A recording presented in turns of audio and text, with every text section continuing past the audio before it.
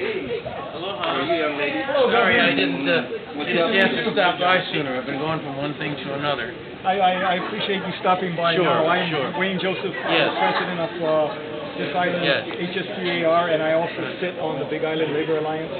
And I was the one that initiated this. A lot of the unions are kind of upset with where your administration is headed. And some serious issues that I have involves Plan B reimbursement. Yeah. And I know you're on record as saying you want to take Plan B reimbursement away.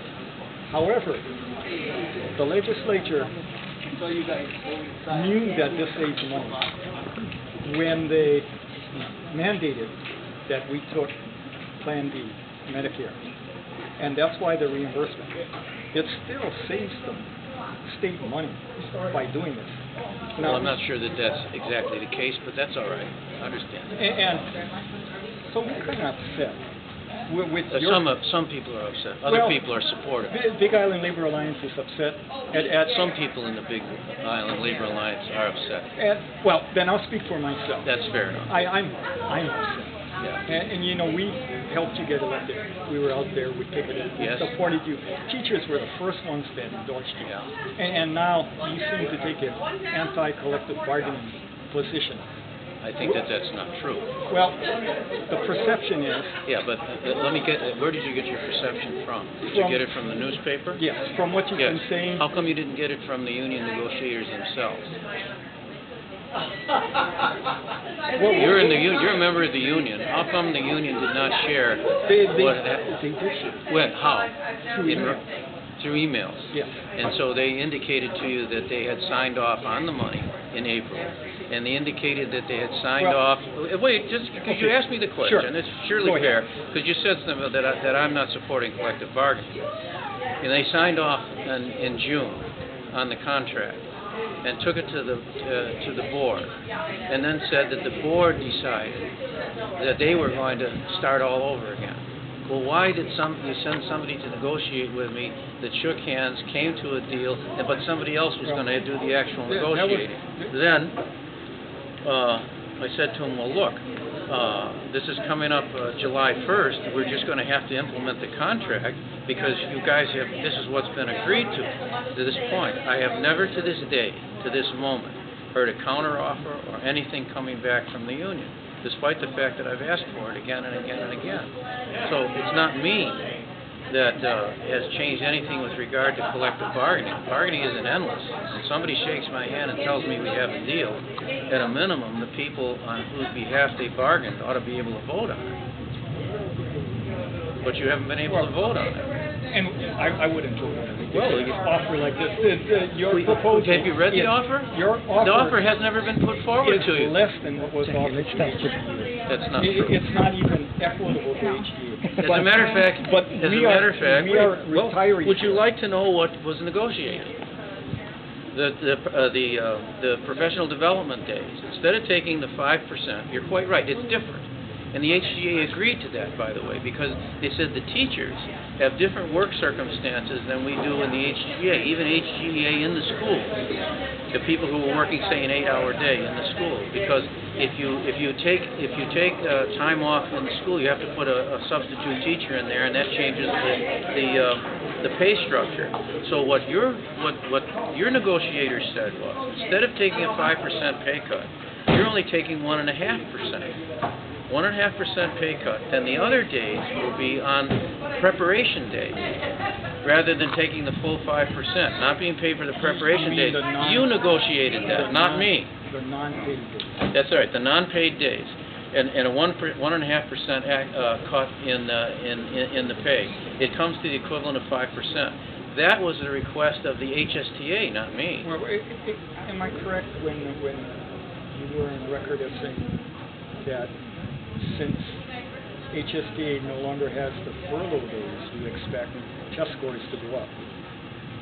I've never commented on any of that with regard to collective bargaining. No, recently I'm talking about, in a recent statement from your office. No furlough days definitely is not true either, because there are days that teachers have to give up. We obviously have a difference of opinion as to what that is. What I'm saying is the contract that has been implemented is exactly word for word, item for item, the contract that the HSTA negotiators agreed to. I haven't added a word or Well, I'm anything. not part of the negotiating team. I'm not even an active, but all I can do is Will deal with whoever's negotiating. Will Abercrombie says he wants to go back to the table. Well, that's fine. And but he didn't. Instead, he went to court twice. He's gone to the labor board twice, and I'm under the command of the labor board.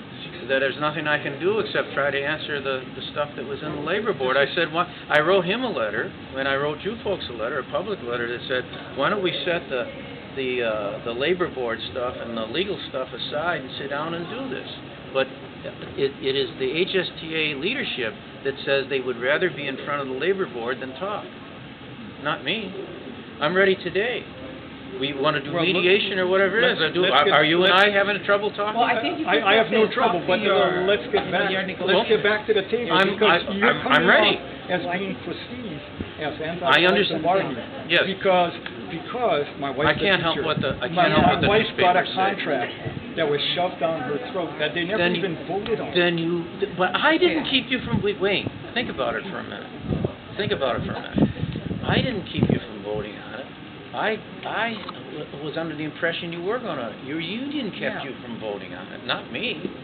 You could vote on it today. Our union obviously doesn't want it. They want to go back to No, collective the leadership bargaining. doesn't. And I support the leadership. And they want to go back to collective bargaining. But look, then, since I'm in charge of retired teachers, can we go back to those main issues?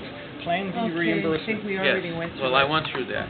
Yeah. The Plan B reimbursement. Plan B comes from your Social Security.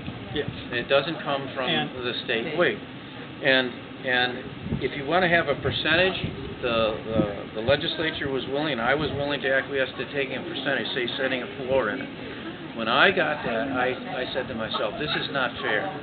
Every other employee and every other union that doesn't have the same deal that you have on that is paying your Medicare Part B reimbursement. Other retirees, if it was a retired ILWU, if it was retired plumbers, they're paying you and me, the difference is the Medicare Part B. The difference is, when they turn 65, they can take Medicare Plan B or not take it. We don't have that difference. The state tells us we either take Medicare Plan B or we lose our state insurance. That's totally unfair. If we force the state to take Medicare Plan B. What you're saying is that's because we're differentiating employees. And if what I just said in there, I don't think any longer, given the circumstances that we have about where the money is to pay it, that we can differentiate either between employees or between employer and employees. We're all in this together. Whatever may have been the rationale 40 years ago no longer applies. That's all. And we could bargain that. My issue is simply take away the requirement that we're forced to take Medicare Plan B or we'll lose our state. Okay, we could talk about that. But what I'm trying to say to you is that anybody who understands what the present circumstances are in terms of medical premium costs exploding understands that we have to see ourselves as a big pool of people rather than differentiating one group from another. I understand. And so... Governor, I think you're missing my point. Okay, well, you know what? Well, I've listened as long as I can. And it's simply, why force me to take Medicare Plan B if you're not going to reimburse me? Just give me the option, because otherwise you'll get nothing at all. Let me explain to you. When this came in on the pension fund, for example, we were 95% funded. We are now down to 60% funded, more than 40% unfunded liability. The state's credit rating, if I do not come up with what the actuarial tables require me to put in terms of pension and in terms of the medical care premiums, is going to rise. We can't do it anymore, Wayne. That which might have been acceptable 30 years ago or 40 years ago can't be done anymore.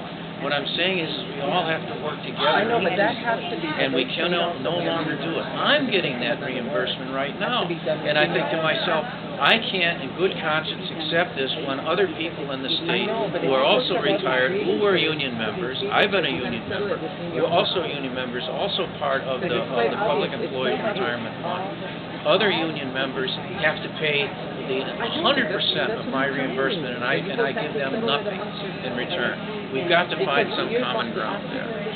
Give you the option not to take. Well, okay, I'll take that into account. You know, How's and that? you take away our reimbursements, at least give us the option. When I turn Okay. 65, I don't have to. Didn't I say I'll take and that I into appreciate account? it. I appreciate your It's a time. good point. And I It's a appreciate good point. your willingness to speak to one of them. Thank you very much. And that's much. It's a good point. It's a good point, and it's worth debating. And I hope I have a chance to do it. And I hope. Not worth debating. It's a good point to consider. Okay? And I hope you'll give it.